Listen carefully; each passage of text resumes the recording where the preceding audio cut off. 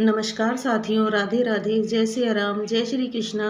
हमारे चैनल अंतरदर्शन के अंतर्गत आज मैं आपको सुनाने जा रही हूँ अपनों के शुभचिंतक कहानी का 19वां भाग। ब्रज किशोर जी काफ़ी देर तक चुपचाप बैठकर पत्नी निहारिका की बातें सुनते जा रहे हैं। तभी एकाएक कहने लगे, देखो, तुम जो कर रही हो करो, मुझे सुनाने से क्या फ़ायदा, मुझे थोड़ा शांति से बैठ लेने दो। इतना कहते ही निहारिका का पारा मानो 7वें आसमान में चढ़ गया। झुंझलाहट के साथ कहती है, हाँ हाँ, आराम कर लो, तुम्हें तो कोई चिंता नहीं है। जो भी चिंता है वह केवल मेरी ही है। बेटी तो केवल मेरी ही है ना, तुम्हारी तो कुछ लगती ही नहीं है। बहुत देर तक निहारिका अपने में ही बकबक करती रही और फिर एकाएक अपने कमरे में जाकर बैठ गई और कहने लगी, बेटी बड़ी हो गई है, सिर पर बैठी है और उनको देखो कितना निश्चिंत होकर बैठे हैं, मानो उनका तो कुछ लगता ही नहीं है। दिन गुजरते जा रहे हैं, बेटी घर पर बैठे बूढ़ी होती जा रही है और यह बैठे बैठे निश्चिंत होकर अपनी मूँछों में ताव लगाते रहते हैं। काफ़ी देर तक चुपचाप रहने के पश्चात ब्रज किशोर जी एकाएक कहने लगे, यह सब तुम्हारी ही वजह से हो रहा है। जरा पीछे के दिनों को याद करो।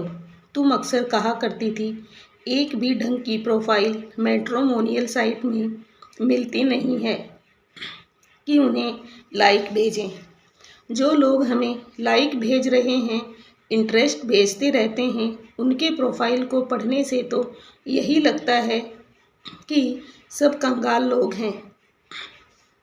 हमारी बेटी बड़ी डॉक्टर है। मेरे भैया भाभी कहते हैं कि इतनी जल्दबाजी नहीं करना, थोड़ा धीरज से काम लेना। मैट्रिमोनी साइट पर एक से एक बढ़िया प्रोफाइल मिलेंगे, तुम्हें तो सभी घटिया लगते हैं। लड़का तो तुम्हें राजकुमार की तरह लगना चाहिए और उनका घर बार भी वैसा ही हो, मानो कि कोई राजघराना है। उनका स्टेटस भी तुम्हारे मायके वालों जैसा ही होना चाहिए। यह शुक्र है कि तुम घर की बड़ी बेटी रही हो, नहीं तो तुम्हारी शादी मुझ जैसे मामूली टीचर से कभी नहीं होती। तुम्हारे घर वाले कहते हमारे बेटा बहू दोनों डॉक्टर है, तो मेरी बेटी का विवाह भी कोई बड़े डॉक्टर से ही होगा। तुम अपने भैया भाभी के स्टेटस का भूत अपने दिमाग से जब तक नहीं उतारोगी, तब तक बिटिया की शादी मुमकिन नहीं होगी। तुम अपनी प्रोफाइल में बड़े ही प्राउड के साथ शानदार तरीके से लिख कर रखी हो कि नम्रता के मामा मामी नाना नानी डॉक्टर हैं, चाचा चाची वकील और डॉक्टर हैं। पूरी 7 पीढ़ियों का परिचय लिखकर रखा है। ऐसे में कोई भी तुम्हारी प्रोफाइल को लाइक करने से डरते हैं। जो भी कोई इंटरेस्ट भेजते हैं उन्हें तुम डिक्लाइन कर देती हो। अरे वह भी डॉक्टर हैं, चाहे बड़े न हों छोटे होंगे, चाहे उनका कोई स्टेटस विशेष नहीं है तो कोई बात नहीं है। लड़का पैदा होते ही क्या बड़ा स्टेटस वाला बन जाता है? हाँ, मानता हूँ कि कोई कोई के पास बहुत कुछ होता है। ऐसी अवस्था में देखा जाए तो हमारे पास क्या है, हम और तुम टीचर ही तो हैं। अब समय के साथ साथ प्रिंसिपल बन गए। क्या आज से 20 वर्ष पहले भी हम ऐसे रहे थे? तुम्हें तो सब कुछ बना बनाया चाहिए, इतना भी नहीं देखती कि लड़की की उम्र क्या है। तुम्हें तो वीआईपी कैटेगरी की प्रोफाइल चाहिए, ढूंढती रहो। ब्रज किशोर जी कहते चले गए, तुम जो शर्त रखती हो, मेरी बेटी लड़के से साल भर तक बातें करती रहेगी। जरूरी नहीं कि बहुत से लोग इस शर्त पर राजी होंगे। तुमने अपनी शादी से पहले मुझसे कितनी बार बात की थी, हमारी शादी नहीं हुई है क्या? आजकल सब फिल्मी स्टाइल में शादी करते हैं और कुछ ही दिनों में फिल्मी स्टाइल में ही उनकी शादी टूट जाती है।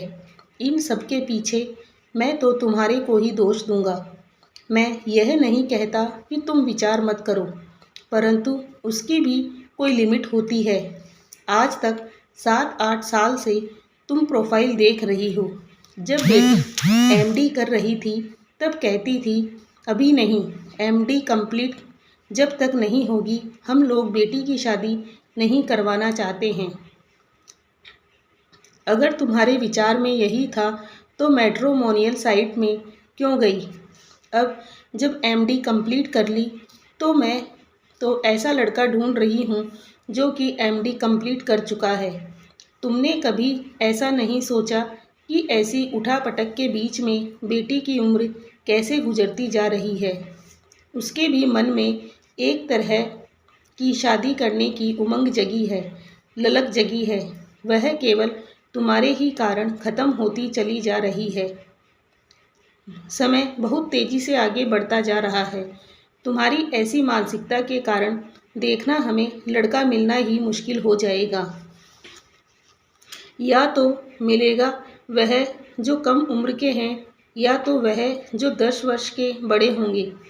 तब तक बेटी के चेहरे पर जो रौनक और लावण्य है वह समाप्त हो जाएगा और तुम उसके लिए वर खोजते ही रहना और हमारी बिटिया वैसी ही घर में ही रह जाएगी। अगर आज बिटिया किसी से प्यार मोहब्बत कर बैठती तो तुम क्या कर लेती? तुम तो उस पर भी अपनी पसंद थोप देती। तुम अपने को नहीं देखती। तुमने तो दूसरों को तोलने की कोशिश की है। तुम तो यह भी भूल गई कि तुम्हारे घर में भी एक लड़का है। ऐसी नीच मानसिकता रख कर चलोगी तो कल को तुम्हें बहू ढूंढने में भी परेशानी आएगी। सबसे बड़ी बात तो होती है सेटिस्फैक्शन। सेटिस्फैक्शन के आगे कुछ नहीं होते। जिनके सेटिस्फैक्शन नहीं है उनके साथ वैसा ही होता है। कोई बात नहीं, खोजती रहो। एक तरफ जहाँ ब्रज किशोर जी परेशान हैं, वहीं निहारिका भी अपने बेटी नम्रता की शादी करवाने को लेकर बहुत परेशान है। देखते ही देखते साल गुजर जाता है। अपने माता पिता की परेशानियों को देखकर कभी कभी नम्रता अपनी माँ से कहती है, माँ यह सब बंद करो, मुझे शादी नहीं करनी है। भाग्य में अगर लिखा है तो शादी होगी, नहीं तो कोई बात नहीं। बहुत से वैसे भी तो हैं जिनकी शादी नहीं हुई है, वह भी तो धरती पर हैं। भगवान ने मेरी किस्मत में जो लिखा है वह होगा। धन्यवाद। यहाँ पर मैं आप सभी से अनुरोध करूँगी कि आप हमारे चैनल को ज़्यादा से ज़्यादा लाइक, शेयर और सब्सक्राइब करें ताकि हम आपके लिए और नई नई कहानियाँ इस चैनल के माध्यम से पेश करते रहें। धन्यवाद।